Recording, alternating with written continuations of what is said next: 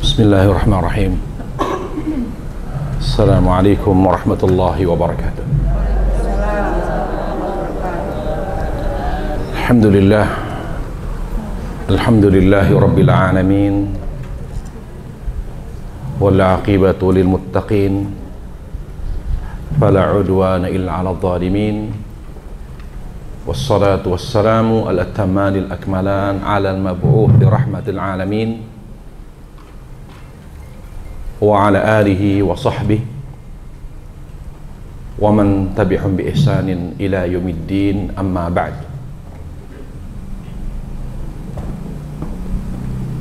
Para jamaah sekalian yang dirahmati Allah Subhanahu wa ta'ala,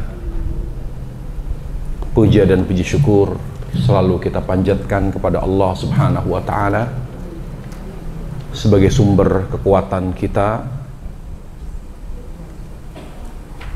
dasar kebahagiaan kita. Bersyukurlah kepada Allah bukan karena kewajiban,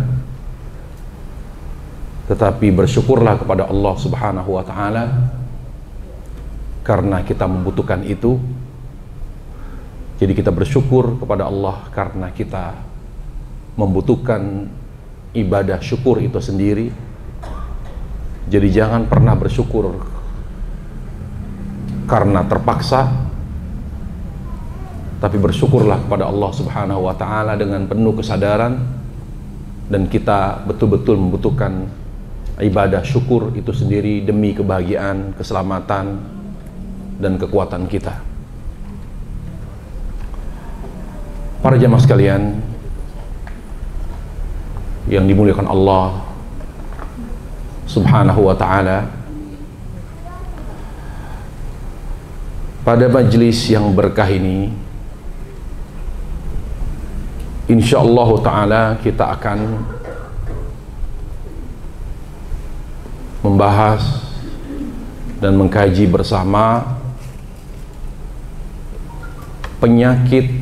penyakit hati yang harus kita kenali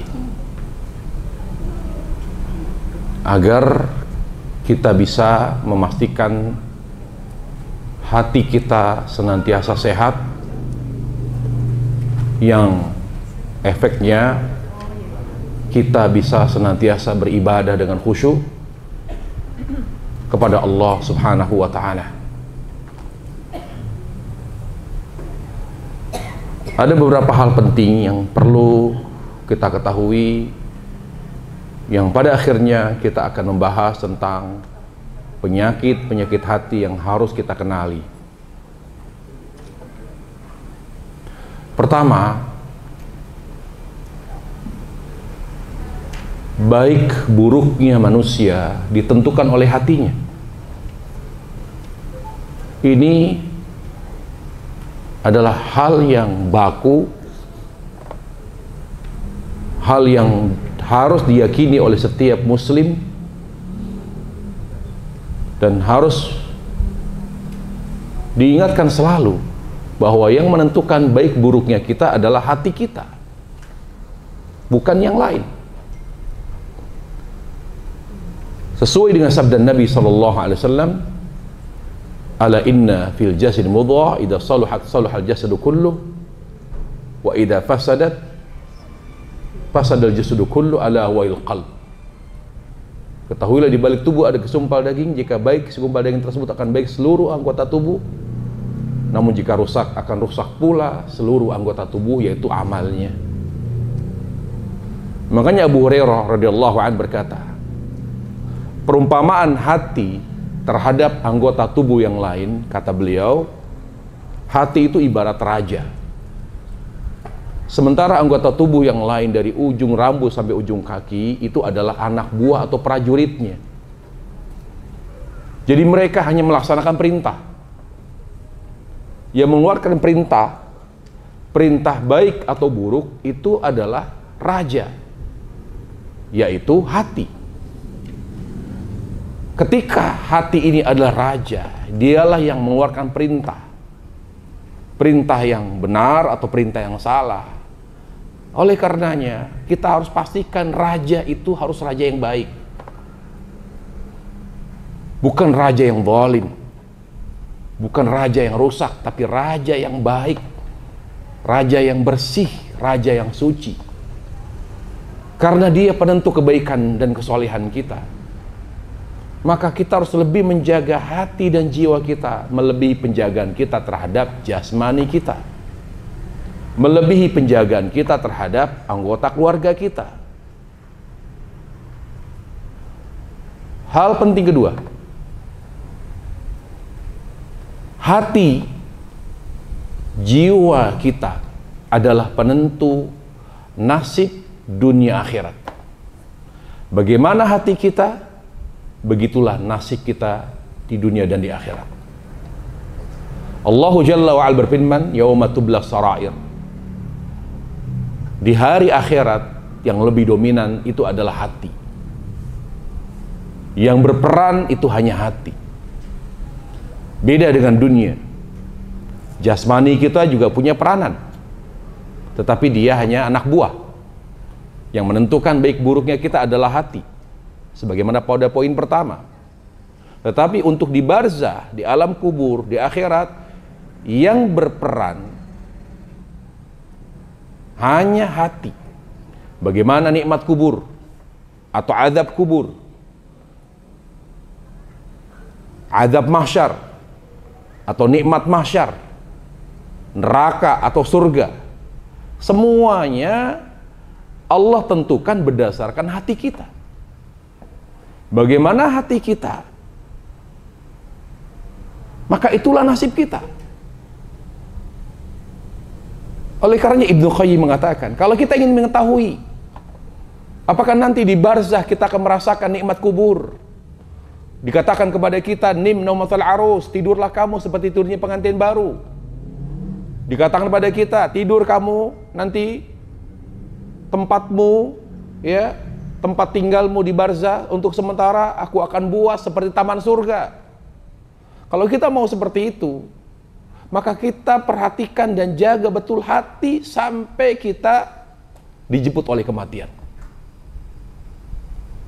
Demikian pula nanti di akhirat, di mahsyar, ketika dihisab, ditimbang amal kita, ketika melintasi sirat, perhatikan hati kita dengan baik. Bagaimana cara memperhatikan hati? Menjaga hati. Memperhatikan hati, menjaga hati adalah dengan membuat hati ini menjadi hati yang beriman kepada Allah. Wallahi tidak ada amal yang lebih agung, tidak ada amal yang lebih baik daripada beriman kepada Allah Tabaraka wa Ta'ala. Makanya orang-orang yang tidak beriman kepada Allah, walaupun banyak kebaikannya, walaupun indah tutur katanya, tidak ada nilainya di mata Allah. Karena mereka melakukan semua itu bukan karena Allah, bukan karena iman kepada Allah. Berbeda halnya dengan orang yang beriman kepada Allah. Berucap baik, ada pahala di sana. Bersedekah sedikit, ada pahala di sana. Kenapa sedekah sedikit ada pahala? Berkata baik ada pahala. Padahal berkata baik itu suatu keharusan, suatu keniscayaan. Kenapa ada pahala? Karena dilandasi oleh iman kepada Allah. Indah hidup ini kalau dihiasi dengan iman kepada Allah Jalla wa'ala. Rasulullah SAW ditanya, ya Rasulullah, ayyul a'mali ahabbu ilallah. Wahai Rasulullah, amal apakah yang paling dicintai Allah? Maka Nabi SAW menjawab, imanu billah, beriman kepada Allah. Apa itu iman kepada Allah? Iman kepada Allah adalah cinta kepada Allah yang dibuktikan dengan ketaatan. Itu iman. Apa itu iman kepada Allah Tabaraka wa Ta'ala? iman kepada Allah, yaitu cinta kepada Allah yang tulus, yang dibuktikan dengan ketaatan yang sesuai dengan tuntunan Nabi Sallallahu Alaihi Wasallam. Itu namanya iman. Makanya iman tidak bisa hanya dengan hati. Selalu Allah menyebutkan kata iman, maksudnya ilmu atau amal. Bagaimana Allah menamakan sholat dengan iman, padahal sholat itu amal. Tapi Allah menamakan sholat dengan iman. Apa kata Allah ketika mereka bertanya tentang orang-orang yang sholat menghadap Baitul Maqdis, lalu mereka wafat sebelum dikembalikan arah kiblat kepada Ka'bah, di mana mereka bertanya kepada Rasulullah SAW, ya Rasulullah, bagaimana nasib sholat mereka? Apakah Allah terima atau tidak? Karena mereka dahulu menghadapnya Baitul Maqdis. Lalu Allah turunkan ayat, wa ma kana Allahu liyudhi'a imanakum. Allah pastikan iman mereka tidak sia-sia. Maksudnya iman di sini apa? Salat. Al-Baqarah Allah katakan, wa ma kana Allahu liyudhi'a imanakum. Allah memastikan iman mereka tidak sia-sia, yaitu amal. Dan banyak sekali ayat dan hadis Rasulullah sallallahu alaihi wasallam yang menegaskan bahwa iman itu cinta kepada Allah. Allah Ta'ala berfirman, wa minan nasi may yattakhidhu min dunillahi andada yuhibbunahum kahubbillah walladzina amanu asyaddu hubban lillah. Di antara manusia ada yang menjadikan bagi Allah sekutu, di mana mereka lebih mencintai Allah, atau di mana mereka mencintai selain Allah seperti mencintai Allah. Lalu Allah ingin jelaskan di sini, iman itu artinya mencintai Allah. Apa kata Allah? Walladzina amanu asyaddu hubban lillah. Dan orang-orang yang beriman sangat mencintai Allah. Jadi pastikan hati ini beriman, dan pastikan iman kita jujur, iman kita serius, iman kita benar, dengan ketaatan secara lisan dan secara amal yang sesuai dengan contoh dan petunjuk Rasulullah Sallallahu Alaihi Wasallam. Itulah sebabnya mengapa kita diperintah oleh Allah mengikuti Rasulullah Sallallahu Alaihi Wasallam. Karena mengikuti Rasul Sallallahu Alaihi Wasallam akan menguatkan rasa cinta kita kepada Allah. Apa yang membuat hati ini semakin lemah rasa cintanya kepada Allah? Karena dalam kehidupan kita sehari-hari banyak perbuatan kita, perilaku kita yang tidak sesuai dengan contoh.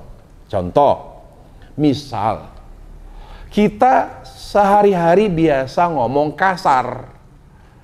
Para jamaah, omongan kasar kita, omongan kotor kita, itu melemahkan cinta. Contoh, misalnya Nabi mengatakan, man kana yu'minu billahi wal yaumil akhir falyakul khairan aw liyasmut. Barang siapa yang beriman kepada Allah dan hari akhir, maka hendaklah ia berkata baik atau diam. Berarti orang yang bertutur kata baik, berkata baik, itu akan menambah rasa cintanya kepada Allah. Contoh lain, ya, Allah Subhanahu wa Ta'ala dan Rasulnya memerintahkan wanita menutup aurat, kan gitu. Kalau ada wanita menutup aurat tapi versi dia, ala dia, misalnya ada ibu bertanya kepada saya, Ustaz, ini syar'i nggak hijabnya? Saya bilang, ibu, itu kurang syar'i karena masih kelihatan, ya kan, kurang nutup gitu. Apa memang harus lebih ke bawah supaya tidak begitu kelihatan? Kalau di double kan lebih, misalnya udah ada gamis ditambah jilbab yang lebar, jadi lebih tidak membentuk kan gitu. Tapi kalau hanya gamis saja, khawatirnya masih membentuk. Emang dampaknya apa sih? Kenapa harus pakai begini? Saya bilang dampaknya ke hati. Kalau amalan kita sesuai dengan tuntunan Nabi, pasti hati ini semakin jatuh cinta kepada Allah. Makanya kadang-kadang saya itu kalau lagi jalan sama seorang, bahkan sama istri, tuh lihat ibu-ibu pakai jilbab tapi bokongnya kelihatan. Tahu nggak dampaknya kemana? Nanti hatinya semakin sakit gitu. Dia pakai jilbab tapi bajunya ketat, kaosnya, bokongnya kelihatan. Sampai belahannya, maaf. Saya bilang, ya Allah, kasihan dia. Dia pakai jilbab tapi pendek, bokongnya kelihatan. Padahal lebih aurat mana, rambut sama bokong? Bokong. Lebih aurat mana, rambut, maaf, atau bagian dada? Lebih aurat mana? Dada. Kenapa ini ditutup, dadanya diketatin, atau bokongnya kelihatan? Ya terus kan dia udah punya suami, nggak ada masalah. Toh laki-laki juga nggak tertarik, kenapa? Ya maaf aja, nggak cakep gitu. Rata-rata yang ngebuka auratnya itu biasa gitu. Mungkin menutupi kejelekannya kali ya. Ini saya curhat, nanya aja nih, nanya, bukan menilai ya. Rata-rata kalau dia sadar dirinya tidak cakep, dia buka auratnya. Tapi saya bilang, mau dia cantik, mau dia cakep, mau dia jelek, dengan dia membuka aurat, nggak ada urusan sama orang. Kalaupun aman lah, siapa sih yang tertarik gitu, jelek kok. Tapi dampaknya ke hati. Dia susah jadi wanita solehah. Kenapa? Karena amal yang tidak sesuai dengan tuntunan Nabi, maka implikasinya ke hati. Jadi jangan pernah kita beramal tidak sesuai dengan tuntunan, karena efeknya ke hati. Susah jadi orang soleh, sulit jadi wanita soleh, sulit. Makanya para jemaah, mana yang paling Allah cintai, mana yang paling Allah benci? Yang paling Allah cintai kerjakan, walaupun berat. Yang paling Allah benci hindari, walaupun berat. Kenapa? Demi kebaikan hati. Contoh, wanita, mana yang harus lebih dia jaga? Memuliakan suami atau memuliakan orang tua? Itu kan teori. Teori. Faktanya beda. Saya geram, kenapa? Survei loh. Sedikit perempuan yang teori mengatakan suami, faktanya. Sekarang saya tanya, bagaimana ibu-ibu ini, perempuan ini berbicara dengan suami atau orang tua? Lebih mana, lebih merendah mana kalau ngomongnya? Orang tua, kan teori. Kalau orang tua, bapak misalnya, ya, ayahanda manggil, begitu dia panggil, kak ini gini, iya pak, iya pak, gini-gini. Tapi sama suami, bentar sih. Sabar, kenapa? Apa itu memuliakan? Memuliakan itu dilihat dari cara bicara. Para jamaah, istri yang memuliakan dilihat dari cara dia bicara. Dari mana kita paham itu? Dari perkataan seorang istri tabi'in. Kata beliau, kata istri Sa'id bin Musayyib, kami memuliakan suami kami. Dengerin ini. Ini kalau ngomong suami pada melengos.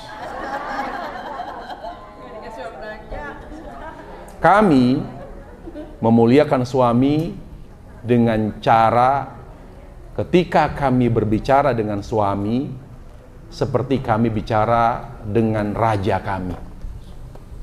Jadi cara bicaranya merendah, tidak berani melihat wajahnya, nunduk. Saya kira kalau ada wanita begitu, itu wanita tahun 60-an itu. Wanita zaman now. Wallahu alam ada atau tidak. Dikototin suaminya. Ya. Ya saya nggak ngomong aja, ibu udah pada cerita.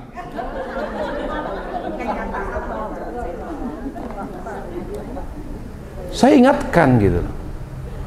Jangan diremehkan. berani ngangkat suara sama suami. Mungkin suami terima, sabar, tapi efeknya ke hati. Pernah seorang teman, maaf, dia nikah lagi. Terus istri pertama nggak terima, pakai cadar padahal. Di depan orang dilempar batu, dilempar sendal yang ada ditempel di badannya, dilemparin ke muka dia. Di depan orang, bayangkan. Memaki, mengeluarkan kata-kata kasar, binatang keluar, padahal pakai cadar. Terus suaminya sabar. Luar biasa itu, sabar sekali itu. Akhirnya saya bilang sabar. Walaupun saya belum bisa sabar. Sabar, kenapa? Kalau dia begitu, dia lampiaskan emosi dengan cara seperti itu, walaupun penampilan syar'i, dampaknya ke hati. Boleh dia bercadar, tapi hatinya tidak baik. Kenapa? Apapun keadaan kita, jangan keluar dari tuntunan Nabi. Marah sesuai dengan cara Rasul. Benci sesuai dengan cara Rasul. Kenapa? Untuk menjaga hati. Karena apapun perbuatan kita, kalau keluar dari tuntunan Nabi, efeknya ke hati. Karena yang menjaga hati itu amalan kita yang baik, amalan kita yang soleh.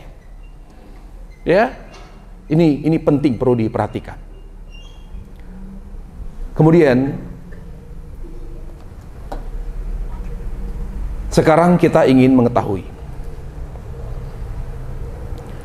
apa yang membuat hati ini menjadi sakit, sehingga muncul banyak sekali penyakit hati, komplikasi. Hati ini menjadi sakit sebab utamanya satu, cinta kepada dunia secara berlebihan. Hati ini menjadi sehat dan bersih ketika dia hanya untuk mencintai Allah. Raditu billahi rabbah. Hanya untuk Allah. Inni wajjahtu wajhiya lilladzi fatara samawati wal ardh. Aku arahkan hatiku hanya kepada Allah, pencipta langit dan bumi. Itulah yang membuat hati ini sehat. Hati menjadi kuat.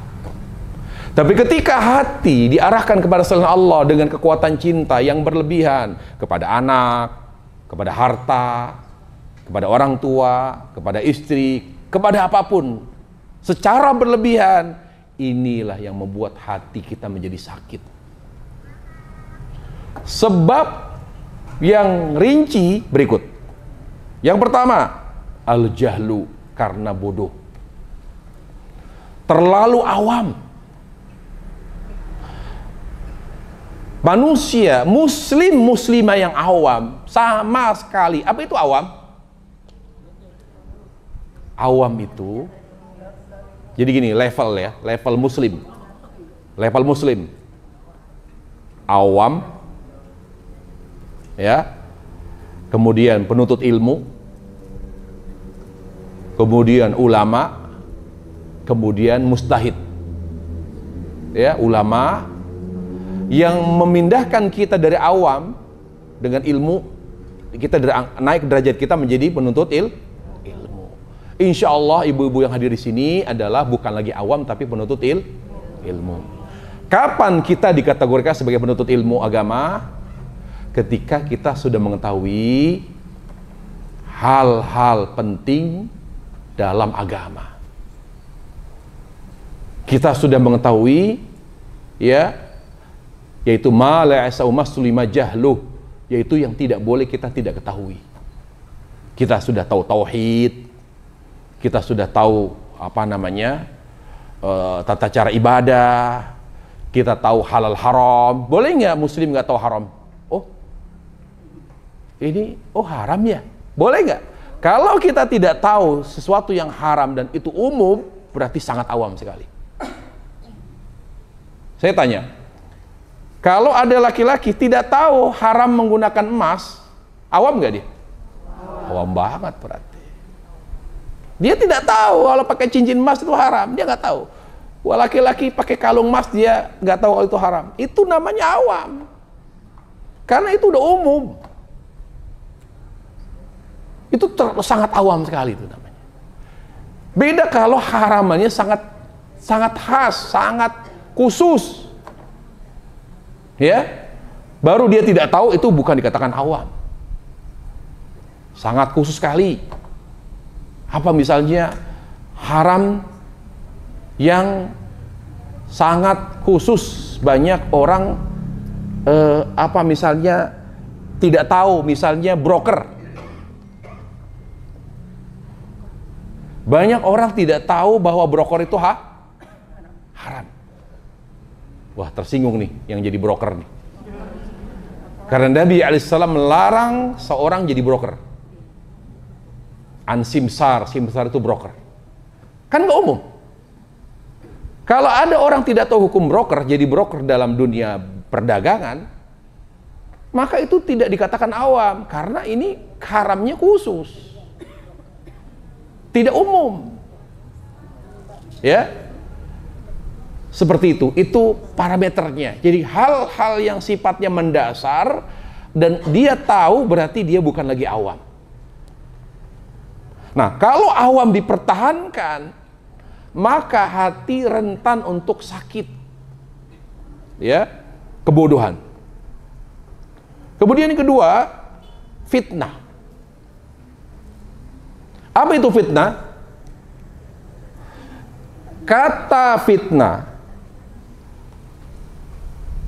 Kata fitnah di dalam Al-Quran dan juga hadis Rasulullah SAW memiliki makna yang beraneka ragam. Beberapa makna, dia memiliki beberapa makna dan tafsir. Tetapi kesimpulannya, kata fitnah itu artinya, fitnah ya, bisa artinya pembunuhan, bisa artinya syirik, bisa artinya anak. Tapi kata fitnah, apa artinya? Segala sesuatu yang menjauhkan kita dari Allah, itu diungkapkan kata fitnah.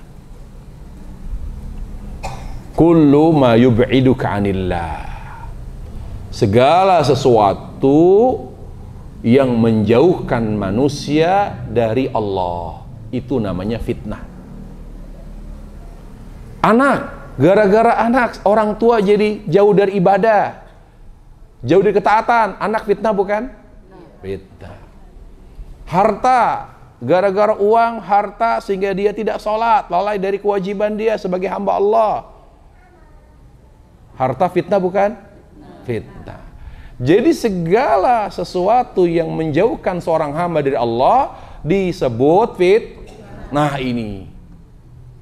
Kalau fitnah ini selalu ada dalam hidup kita, terlalu banyak yang melalaikan kita, maka itu yang membuat hati menjadi sakit. Kemudian yang berikutnya, syubhat. Apa itu syubhat? Syubhat adalah segala hal yang merusak persepsi kita atau pemahaman kita tentang Allah. Jadi yang merusak pemahaman kita tentang Allah itu namanya syubhat. Yang merusak pemahaman seorang hamba tentang Allah namanya syubhat.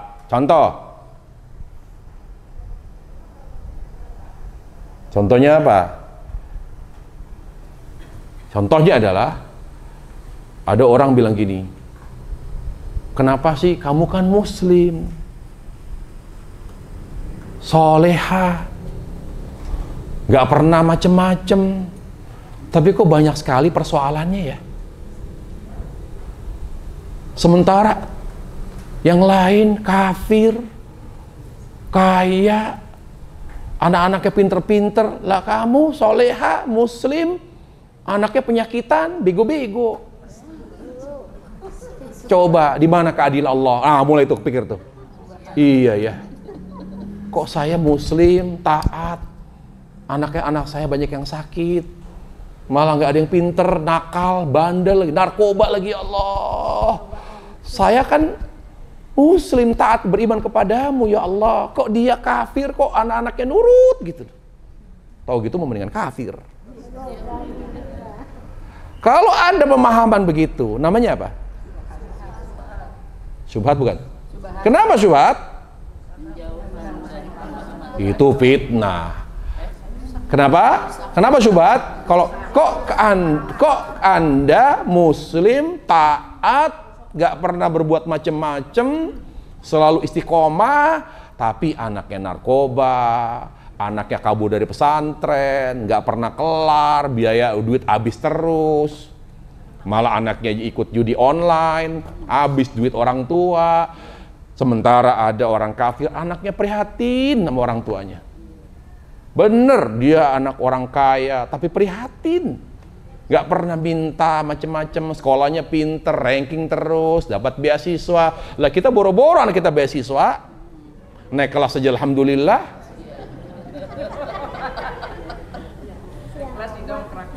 Maaf kalau ada yang kesinggung di sini ya, maaf.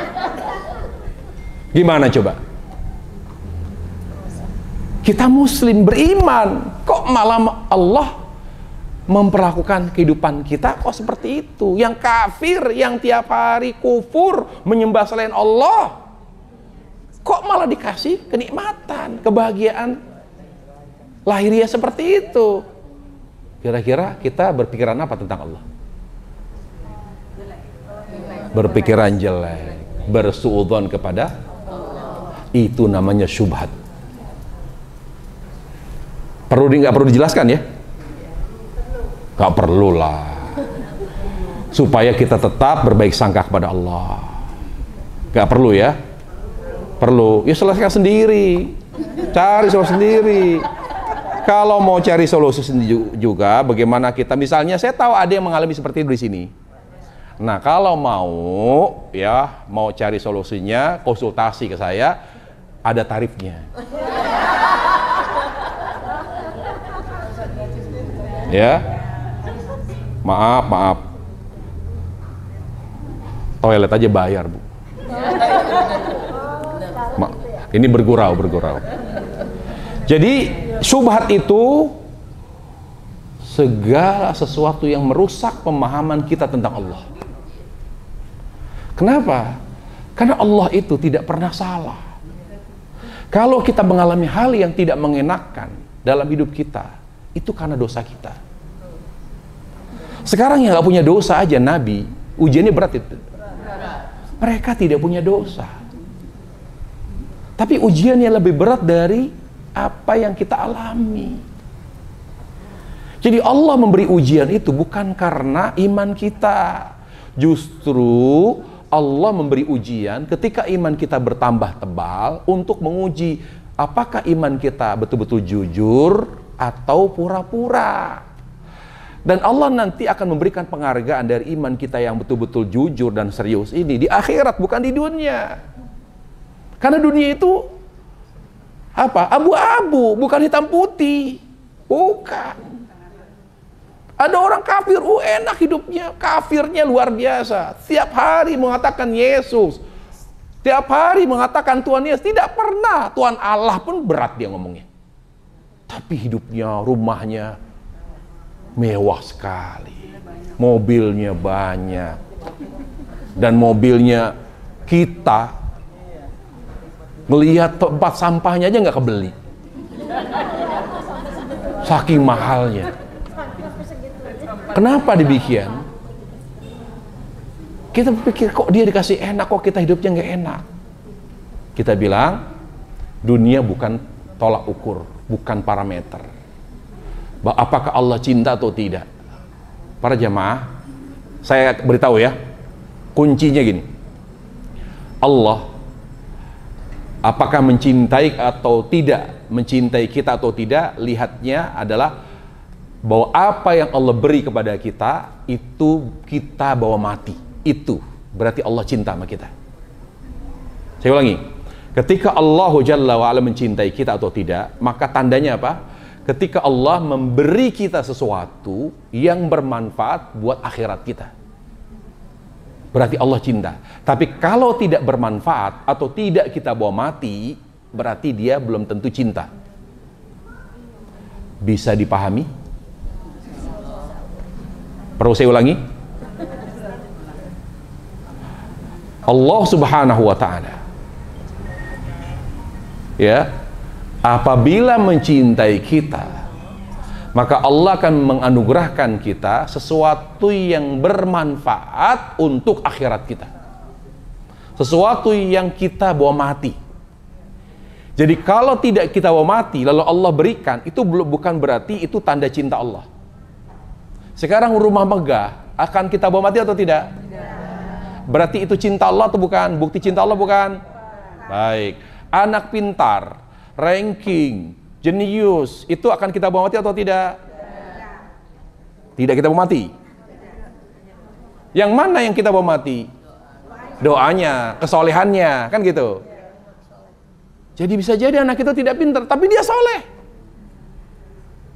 Jadi jangan berkecil hati. Kita ini hidup bukan untuk dunia, hidup kita untuk akhirat.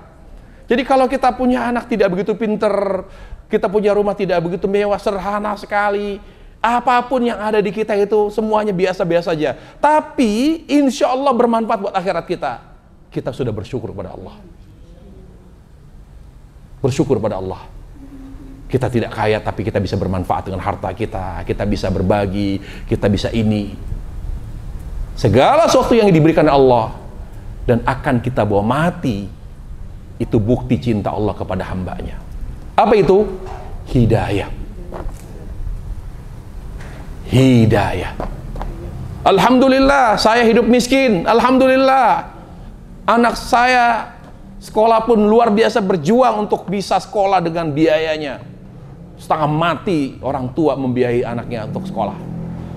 Dan mereka bukan anak-anak yang tidak begitu pintar apapun. Tapi alhamdulillah Allah beri kami hidayah. Tapi Allah tidak beri mereka hidayah.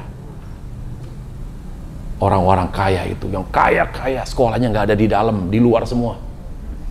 Tapi alhamdulillah kita walaupun sekolah di kampung anak-anak saya, tapi Allah memberi hidayah. Tapi kan Ustadz lebih enak lagi, dapat hidayah kaya. Maka jawabannya, dzalika fadlullahi yu'ti may yasha. Itu anugerah Allah yang tidak perlu kita persoalkan. Kalau ada orang muslim tak kaya, berarti itu karunia yang Allah berikan. Kita tidak boleh cemburu. Ya, kita syukuri saja. Walaupun kita tetap berusaha menjadi orang kaya. Kalau tidak, alhamdulillah. Kita yakin ini yang terbaik dari Allah Subhanahu wa taala. Kemudian berikutnya adalah ghaflah. Yang membuat hati ini sakit adalah lalai. Ghaflah itu lalai dari zikir kepada Allah. Apa itu lalai? Lalai an dzikrillah artinya, ingat, ghaflah itu adalah penyakit yang sangat membahayakan hati. Asyaddu ma yufsidul qulub. Penyakit yang sangat berbahaya yang menggerogoti dan mengancam hati. Sebagaimana Allah berfirman surat Al-A'raf ayat 109, bahwa orang yang hatinya kerap lalai itu sangat dekat kepada neraka. Apa kata Allah? Walaqad dzara'na li jahannama katsiran minal jinni wal ins lahum qulubun la yafqahuna biha wa lahum a'yunun la yubsiruna biha wa lahum adhanun la yasma'una biha ulaika kal an'am bal hum adall ulaika humul ghafilun. Walaqad dzara'na, dan kami telah biarkan banyak sekali dari manusia dan jin yang menghuni neraka jahanam. Kenapa mereka banyak menghuni neraka jahanam? Karena mereka memiliki hati yang tidak bertadabbur dengan hatinya. Mereka punya mata yang tidak mereka gunakan untuk melihat keagungan Allah. Mereka punya telinga yang tidak mereka gunakan untuk mendengar, ya, mendengar zikir kepada Allah Subhanahu wa taala. Orang-orang seperti itu lebih hina daripada binatang. Seperti binatang bahkan lebih hina, dan mereka adalah orang-orang yang lalai. Apa itu lalai? Lalai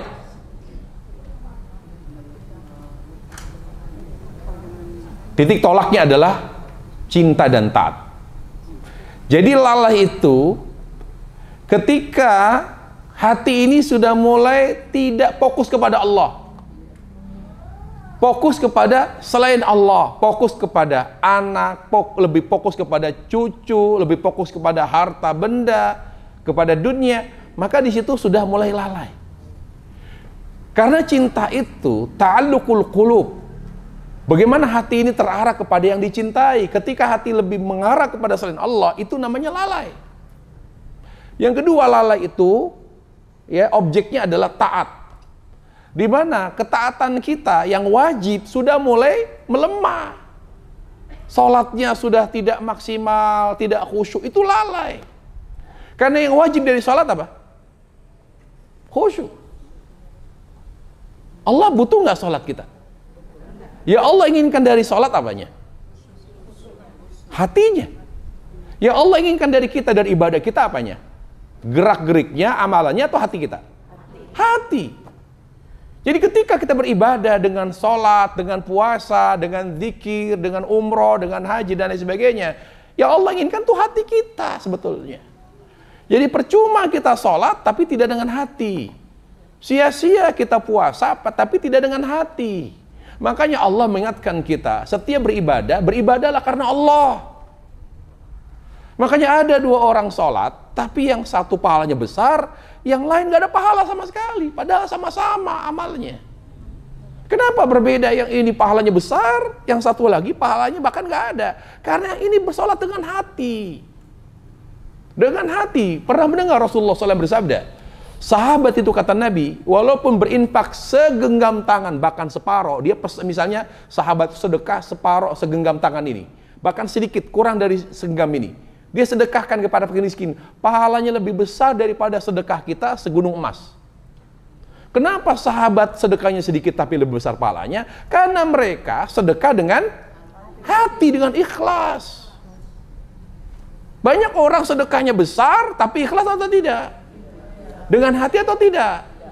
Sekarang saya tanya, kalau kita sholat, banyak nggak yang khusyuk? Banyak nggak diantara kita yang sholat dengan khusyuk? Sedikit. Sulit ya? Sangat sulit khusyuk dalam sholat. Nah ini. Jadi yang namanya lalai itu, ketika rasa cinta kita kepada Allah mulai berkurang, lebih kita arahkan hati ini kepada selain Allah. Ketika ketaatan kita kepada Allah, kita korbankan ketaatan yang wajib demi kepentingan itu namanya lalai. Dan inilah orang yang rentan hatinya menjadi sakit. Kemudian yang menyebabkan hati ini sakit, selalu mengikuti hawa nafsu. Apa itu hawa nafsu?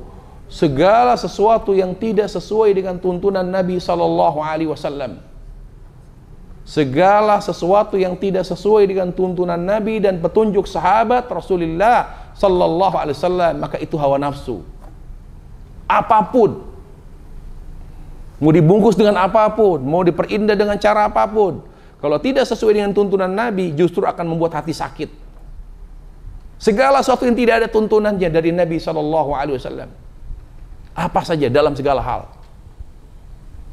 Dalam segala hal. Sebagai contoh para jamaah ini Allah Subhanahu wa Ta'ala. Mudah-mudahan contoh ini tidak salah. Aisyah pernah menceritakan tentang sholat Nabi SAW. Kata Aisyah, Nabi itu ketika memulai sholat, beliau langsung takbir. Dan tidak ada keterangan dari Aisyah dan sahabat yang lain, Nabi SAW ketika akan mengerjakan sholat, beliau melafadzkan niat. Tidak pernah. Tidak pernah berjamaah.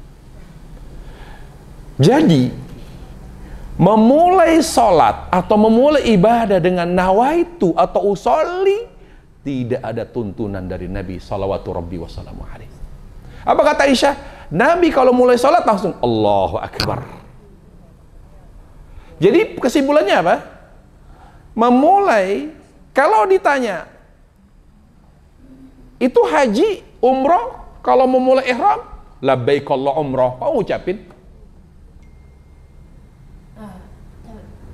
Apa bedanya? Jawabannya adalah Nabi SAW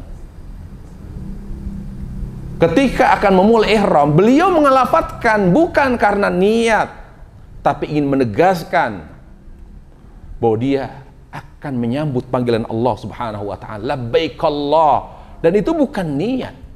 Niatnya di hati, tetapi beliau ingin memulai karena ini ibadah fisik yang berlangsung berjam-jam atau berhari-hari kalau itu haji.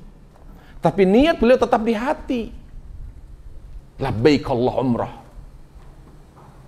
Tapi di amalan lain tidak pernah Nabi memberikan contoh. Ini contoh sederhana. Segala sesuatu yang tidak ada tuntunannya dari Nabi SAW lalu kita lakukan, efeknya ke hati para jamaah. Kalau dibiarkan hati ini gersang karena jauh dari tuntunan Nabi, akhirnya dia rentan sakit. Jadi kita tolong jaga tuntunan Nabi, bukan untuk siapa, tapi untuk diri kita sendiri, kepentingannya, maslahatnya. Menjaga hati dengan mengikuti Rasul Shallallahu Alaihi Wasallam. Kemudian sebab hati ini sakit adalah rifqatus sayyi'ah, lingkungan yang buruk. Lingkungan itu sangat merusak hati.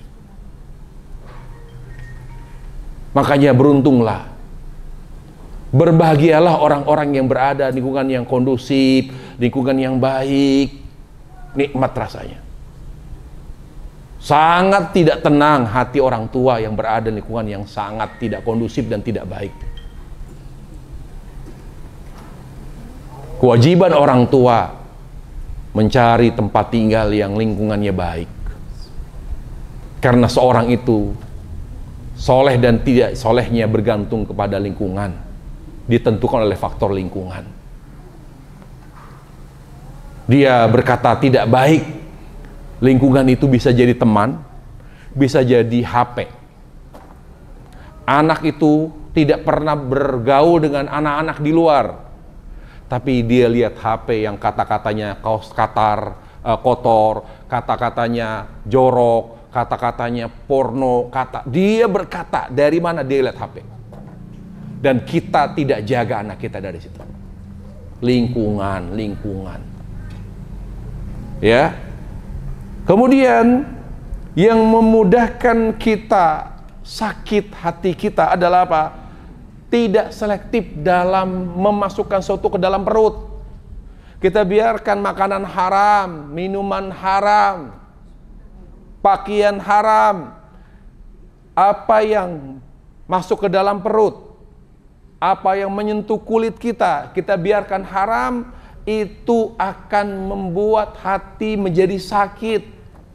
Jadi bukan hanya penyakit fisik, orang makan babi, orang makan uang suap, orang makan riba, dampak yang lebih berbahaya adalah ke hati para jemaah. Kenapa orang Yahudi itu sakit hatinya sampai tidak punya rasa kemanusiaan? Ya, kita lihat bagaimana Israel itu membombardir Palestina sampai pengungsi menjadi target rudal mereka. Padahal mereka sudah berada di wilayah pengungsian. Dokter pun ditembak-tembakin, dibuat mati oleh mereka. Mereka udah gak peduli. Karena mereka, apa kata Allah?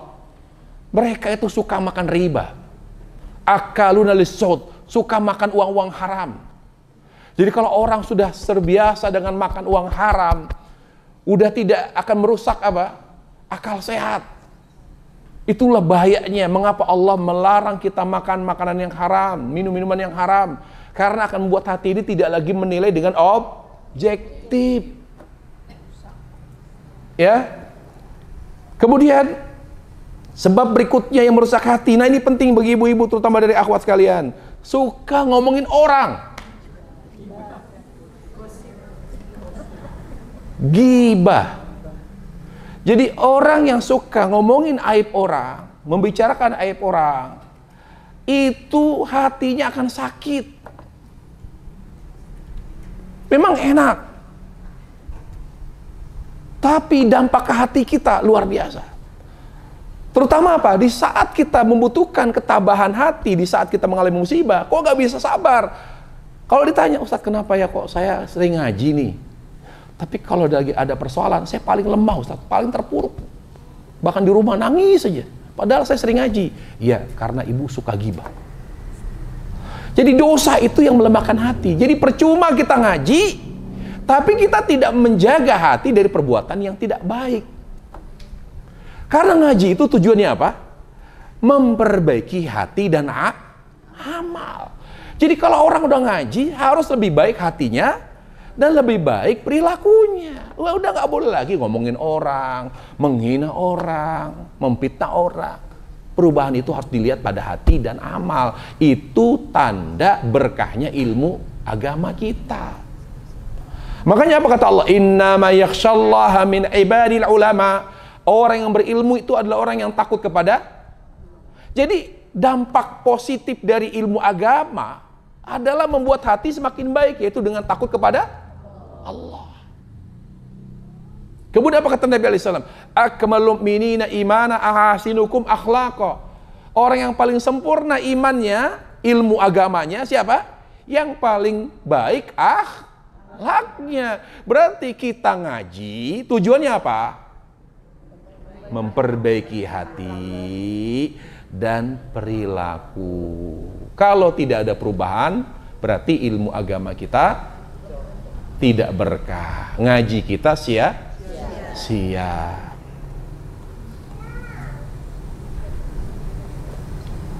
Sekarang kita lebih ingin mengetahui apa penyakit-penyakit hati. Sebagian saja ya. Pertama, kalau hati sudah mulai sakit, penyakit hatinya beraneka ragam. Apa saja yang pertama? Yang pertama adalah kemunafikan. Yaitu apa? Berpura-pura baik, tapi hatinya jahat. Jadi, kita punya penyakit ini, kalau sudah sakit, di antara penyakitnya apa? Pura-pura baik. Di depan orang senyum, di belakang ngomongin orang. Ngomongin orang itu. Itu orang begini-begini. Padahal di depannya baik, tapi di belakangnya luar biasa. Sering ngomongin orang di belakang. Dan ini penyakit pertama. An-nifaq. Suka bohong. Khianat. Ya. Kalau janji selalu diingkari, tidak pernah menepati janji. Seluruh sifat munafik ada pada dia. Akibat apa? Karena sakit hatinya. Jadi kalau bohong, suka bohong, tidak pernah dipegang, bisa dipegang omongannya, tidak bisa dipegang janjinya, suka bohong, kemudian juga tidak amanah. Ini karena hatinya sakit. Walaupun dia berhijab, walaupun dia berjenggot. Kemunafikan. Apa kata Rasulullah SAW? Itu munafik salat. Tanda orang munafik itu 3. Idza haddatsa kadzib, kalau bicara bohong. Wa idza wa'ada akhlaf, kalau berjanji selalu mengingkari. Wa idza tumina khan, kalau diberi amanah selalu berkhianat. Yang kedua, penyakit hati. Kalau orang sudah sakit, di antara penyakit hatinya apa? Riya, suka memperlihatkan, senangnya memperlihatkan kebaikan kepada orang lain. Sering memperbaiki atau memperlihatkan, menampakkan perbuatan baik kepada orang lain. Riya. Kemudian penyakit hati yang berikutnya, apa itu? Suudzon. Selalu berburuk sangka kepada Allah, juga kepada manusia. Selalu berburuk sangka. Selalu bernegatif thinking kepada siapapun. Yang lain, apa itu? Dengki. Ini penyakit hati, dengki. Apa itu dengki? Dengki itu ada tingkatannya. Tapi yang paling rendah apa? Dengki itu paling rendah, perhatikan. Ada yang mengatakan tamanni zawal ni'matul khair, itu terlalu tinggi, kata Imam Ghazali rahimahullah. Kata Imam Ghazali, level terendah dengki yang diharamkan Allah, yang dapat menggerogoti pahala kita, apa itu? Ketika kita karahiyatu ni'matul khair, ketika kita tidak suka ada orang lain lebih sukses, lebih baik dari kita secara materi. Itu dengki. Dan itu menggerogoti pahala. Ketika tidak suka, misalnya ada orang lain lebih cantik. Aduh. Itu dengki. Ketika ada orang lain punya mobil baru, kita nggak suka. Ketidaksukaan kita, orang lain punya mobil baru, punya rumah baru, itu dengki. Lihat, tidak suka.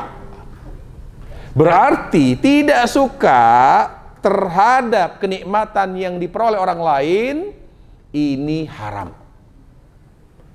Berarti yang wajib kita harus hilangkan rasa tidak suka tadi. Ya harus terima, alhamdulillah. Kita harus senang dengan senangnya saudara. Kita harus bahagia dengan kebahagiaan orang lain. Kalau kita sudah, gimana caranya dia tidak punya sesuatu yang baru, kok kita kalah terus, gimana caranya menjatuhkan usaha dia, itu sudah level tinggi dengkinya.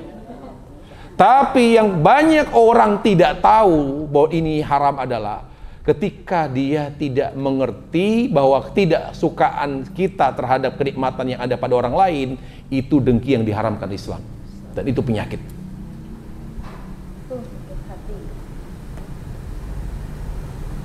Coba, kira-kira kita pernah nggak merasakan itu? Dulu masih muda. Belum tahu ya, betul. Masih muda. Ya. Punya motor. Apa? Ketika mau lebaran. Beli baju lebaran. Tetangga datang mobil baru. Kita mau memudik mobilnya, ya Allah. Mobilnya mau ganti boro-boro, mobil baru. Mobil yang ada sekarang aja AC-nya AC alami. Pakainya apa? Kipas. Rata-rata yang naik di mobil kita buka baju semua.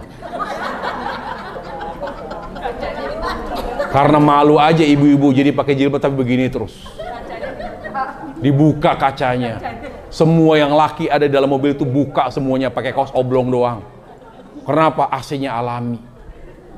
Tetangga kita mobil baru, udah gitu mobilnya harganya bahkan sampai 1 miliar lebih. Ya Allah. Ingat, di situ kita diuji. Kalau kita tidak suka, berarti kita dengki. Ya. Nah, kemudian apa lagi? Penyakit hati, sombong, bangga diri. Apa itu sombong? Kita harus kenali penyakit hati itu. Sombong itu, kata Nabi, merendahkan orang lain. Ketika kita menganggap orang lain lebih rendah dari kita, itu sombong sudah itu. Lebih miskin, lebih jelek, lebih, itu sombong, merendahkan orang lain. Apapun bentuk ya pelecehan atau merendahkan orang lain, apapun bentuknya, itu berarti sombong. Yang kedua, menolak kebenaran. Kalau ada hak kebenaran yang datang dari Islam lalu kita tolak, itu namanya sombong. Ya. Kemudian apa? Kemudian adalah bangga diri. Kemudian bangga diri. Apa itu bangga diri? Kata ulama, al-ujubu istidhamun ni'ma ar-rukun war-rukun ilaiha. Merasa hebat dengan kenikmatan yang telah dia capai. Itu bangga diri. Saya kaya. Keluarga saya kaya, terhormat. Keluarga saya ningrat. Saya keturunan darah biru. Ya, ketika dia membanggakan ya kenikmatan yang telah dia peroleh, dia membanggakan itu hanya karena itu, tidak ada unsur kesolehan di situ, itu namanya ujub. Sekarang bedain ujub, bangga diri dengan bukan ujub. Bisa lagi nih. Alhamdulillah keluarga saya semuanya muslim. Bangga diri atau bukan?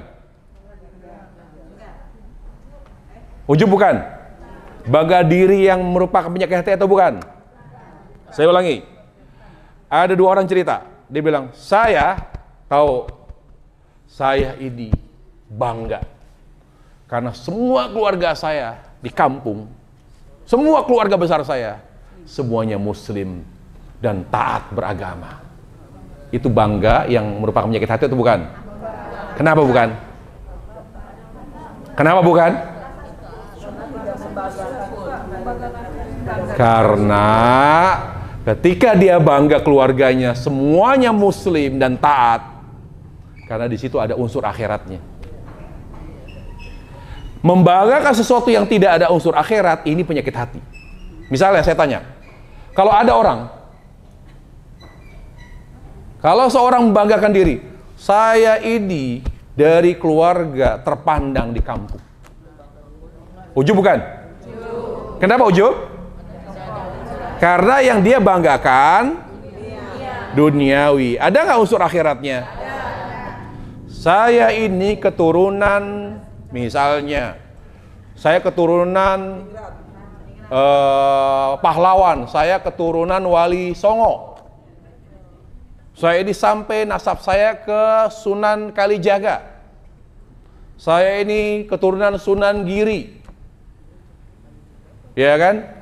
Kalau mungkin di sini ada yang keturunan Sunan Kalinangka. Janganlah, jangan kali jodoh lah. Karena ada, saya tempat mondok dulu di daerah Salatiga, Kalinongko namanya. Iya, iya, ada Kalinongko itu turun. Jadi kalau kita turun, iya jadi itu kalau ada Sunan Wali di situ namanya Sunan Kalinongko kata dia. Nah jadi orang bangga, saya keturunan Sunan, saya keturunan itu bangga diri yang merupakan penyakit hati atau bukan? Penyakit. Karena dia bangga dengan nasab. Oke, saya keturunan Rasulullah. Bangga diri, penyakit hati atau bukan? Saya min dzurriyyah Rasulullah. Jangan macam-macam, cium tangan sama saya. Ini bangga diri penyakit hati atau bukan? Kenapa?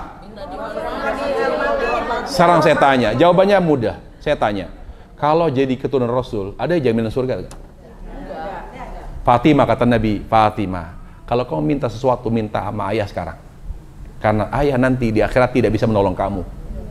Lihat Nabi alaihissalam, minta apapun kepada ayah sekarang, mumpung ayah masih hidup. Kalau ayah sudah mati dan kamu juga sudah mati di akhirat, kamu minta apapun dari ayah nggak bisa beri. Itu Rasulullah, anaknya Fatimah yang paling beliau sayangi. Jadi kalau ada orang, saya dzurriyyah Rasulullah, bangga diri atau bukan? Itu penyakit hati. Betul? Kalau dia begini, alhamdulillah.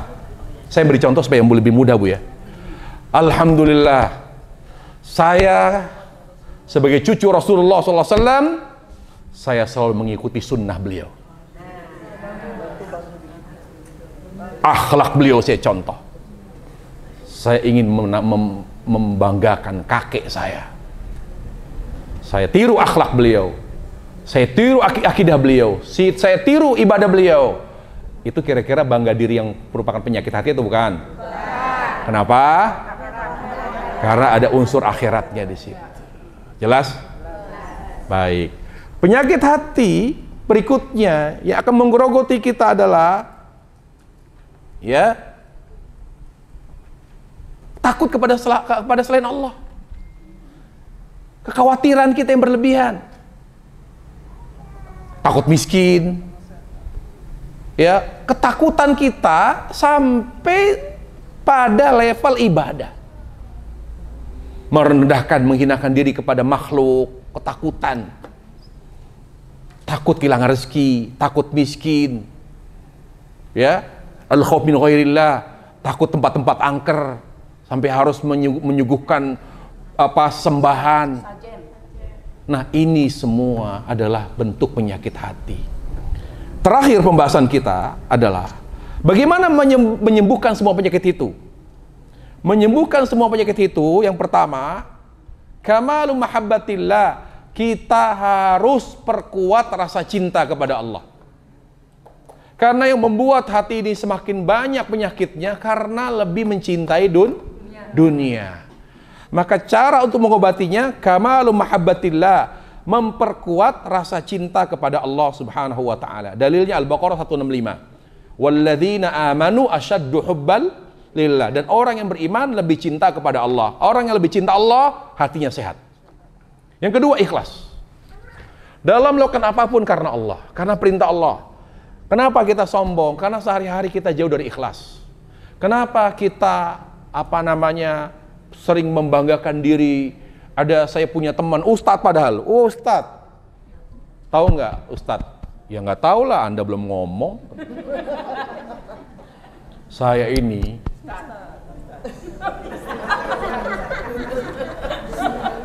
keturunan Imam Bonjol. Saya bilang, saya keturunan Nabi Adam. Ya, apa yang Anda banggakan?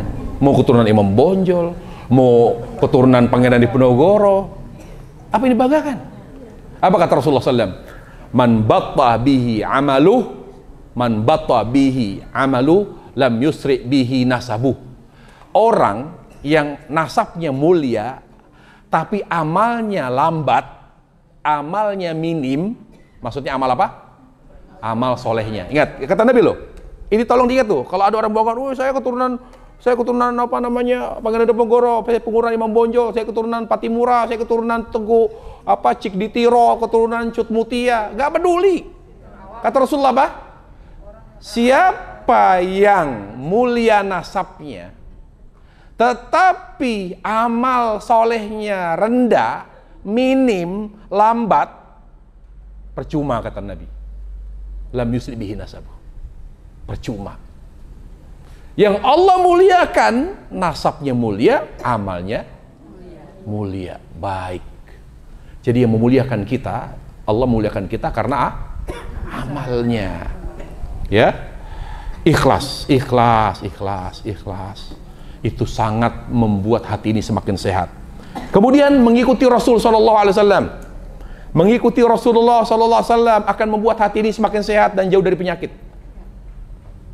Saya contohkan tadi wanita yang berjilbab tapi bokongnya kelihatan, tapi pakaiannya ketat. Kasihan, yang berdampak tuh hati.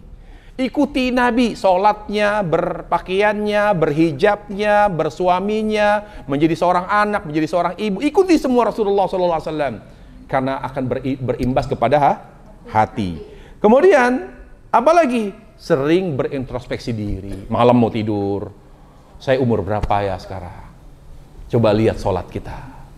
Oh iya, sampai detik ini saya sudah umur 55, tapi sholat kita masih belum khusyuk sekali ya Allah. Minta pada Allah, ya Allah, mudahkan aku untuk khusyuk dalam sholatmu ya Allah. Ya Allah, nangis, ampuni dosa-dosaku ya Allah. Ya, jadi sering merenung, berintrospeksi di diri. Kemudian apa?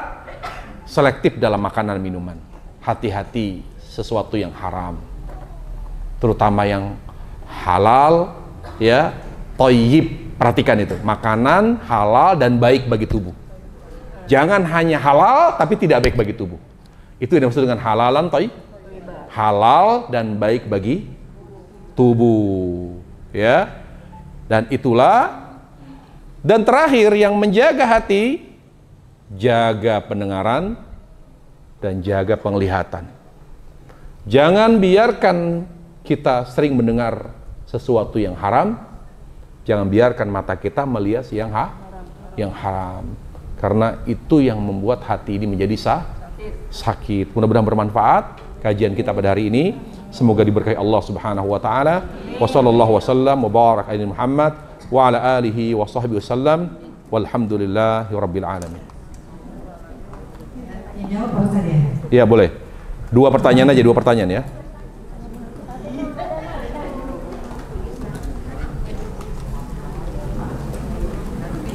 Assalamualaikum Pak Ustaz. Waalaikumsalam warahmatullahi wabarakatuh. Bagaimana cara ikhlas kita istiqomah gitu. Kita tuh kadang ikhlas di mulut tapi hatinya belum gitu. Saat kita dapat ujian, kadang kalau kita ikhlas Allah cepet banget kasih pertolongan gitu. Kalau sudah nggak ikhlas lama banget gitu. Solusinya gimana Pak Ustadz? Terima kasih. Bagaimana kita ikhlas? Ikhlas itu cinta yang tulus kepada Allah. Jadi untuk membuat diri kita ikhlas, kita harus membuat hati kita lebih mencintai Allah daripada anak kita. Jadi selama kita lebih mencintai anak, lebih mencintai suami, lebih mencintai orang tua, maka selama itu kita tidak akan pernah mudah ikhlas. Karena ikhlas itu buah cinta yang tulus kepada Allah. Buahnya itu ikhlas. Jadi pohon yang subur berbuah. Nah, itu namanya ikhlas. Pohon ini pohon iman. Ketika iman kita bagus, iman kita adalah isinya cinta kepada Allah, lalu dia menjadi buah yang tumbuh subur dengan menghasilkan buah-buah yang segar. Buah dari pohon iman namanya ikhlas. Makanya mudah saja. Kalau kita masih lebih mencintai, menyayangi anak, maka sulit ikhlas. Ya. Tapi sebabnya apa? Sebab ikhlas yang pertama, lebih mengenal Allah, mengenal sifatnya, mengenal namanya daripada anak kita. Jadi kalau kita lebih mengenal sifat, saya tahu betul karakter anak saya, tapi Allah nggak ngerti, maka sulit ikhlas.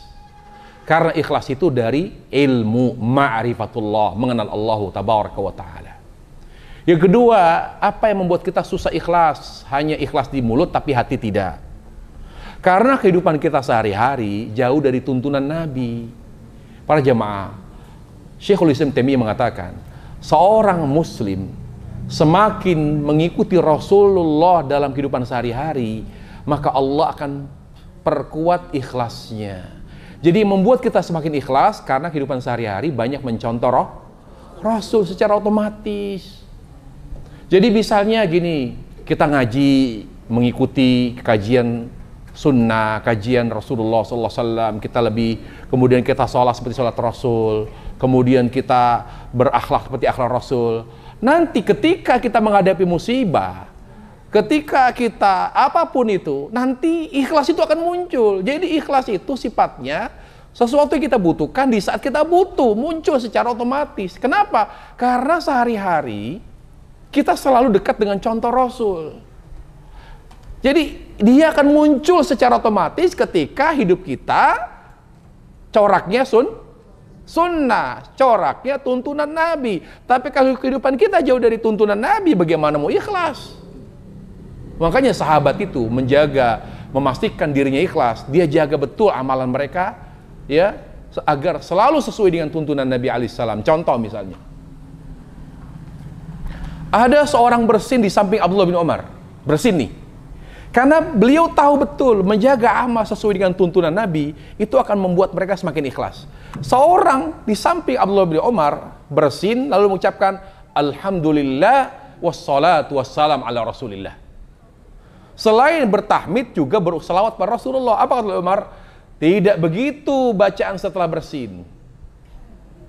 Nabi hanya mengajarkan setelah bersin mengucapkan Alhamdulillah. Tidak perlu berselawat pada Rasulullah. Apa kata orang itu? Bukankah berselawat baik? Iya, berselawat baik bagimu, tapi tidak baik bagi hatimu. Lihat.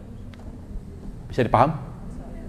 Sekarang berselawat kepada Rasulullah SAW setelah bersin. Ada nggak contoh dari Nabi alaihissalam? Tidak ada. Lihat kata beliau, kata orang itu, kan baik bersalawat. Apa kata beliau Umar? Baik bagimu, tapi tidak baik bagi. Jadi itu yang membuat kita jauh dari ikhlas. Karena sehari-hari jauh dari contoh Rasulullah. Tanpa sadar kadang-kadang kita makan tangan kiri. Betul? Minum tangan kiri. Kadang-kadang saya lihat orang biasa aja minum tangan kiri. Silakan, terlepas. Ingat, Ulama berbeda pendapat, hukum makan dan minum tangan kiri. Ada yang bilang haram, ada yang bilang makruh. Nah kalau kita berpendapat makruh gimana? Kan makruh. Ada ulama bilang silahkan, tapi efeknya ke sini, ke hati. Jangan biarkan hidup kita jauh dari tuntunan Nabi, karena efeknya ke hati akan membuat kita sulit ikhlas kepada Allah Subhanahu wa taala. Ya. Lalu yang berikutnya adalah kalau kita mengalami musibah, kalau ikhlas tuh kayaknya cepat sekali solusinya datang, tapi kalau nggak ikhlas lama gitu loh. Pertama, kadang-kadang kita memahami sabar dengan ikhlas. Gini loh, ikhlas itu tidak bisa selalu diterjemahkan dengan sabar. Beda sabar itu. Urutannya gini, hati fungsinya hanya untuk mencintai Allah. Hati yang mencintai Allah maka menghasilkan ikhlas. Ikhlas menghasilkan apa? Ikhlas menghasilkan sabar dan taubat, juga syukur. Jadi 3 amal yang dilahirkan dari cinta kepada Allah, dari ikhlas. Jadi kalau cinta kita benar-benar tulus, sudah benar-benar baik, lahir ikhlas nanti memproduksi 3 amal. Apa itu? Syukur, sabar, taubat.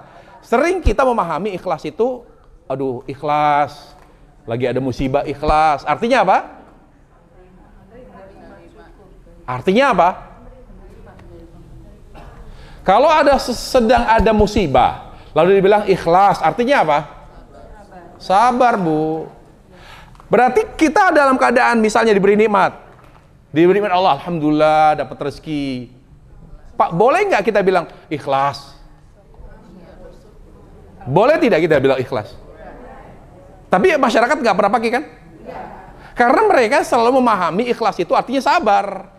Padahal ikhlas itu artinya apa? Syukur. Ikhlas itu artinya apa? Sabar. Ikhlas itu artinya, kalau ada orang misalnya berbuat ghibah, kita bilang, Bu, ikhlas. Apaan ikhlas? Kok ghibah ikhlas? Ikhlasin aja. Ya alhamdulillah, saya ngomongin orang disuruh ikhlasin, alhamdulillah. Padahal makna ikhlas di situ bagi orang yang telah berbuat dosa apa? Taubat. Jadi cinta melahirkan ikhlas. Ikhlas melahirkan 3 amal, syukur, sabar, dan taubat. Jadi jangan pernah dipaksa, dipersempit makna ikhlas itu hanya sabar, jangan. Cintai Allah dengan jujur, insya Allah syukur akan hadir secara otomatis, sabar juga, taubat juga. Yang membuat 3 amal ini bermasalah karena hati kita bermasalah. Saya kira cukup ya. Cukup, nggak usah ada pertanyaan lagi. Pertanyaannya ribet ibu-ibu ini, agak harus didetail, dirinci gitu loh. Ya, tapi intinya kajian kita hari ini jelas ya.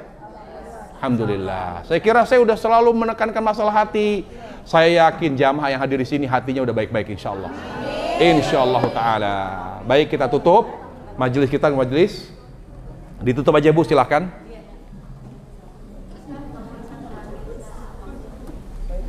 Sabar Bu ya, sabar. Para bunda-bunda yang berada kesempatan bertanya, insya Allah nanti kalau apabila kita ketemu kembali dengan Pak Ustadz, kita akan bertanya lagi. Jadi kalau saya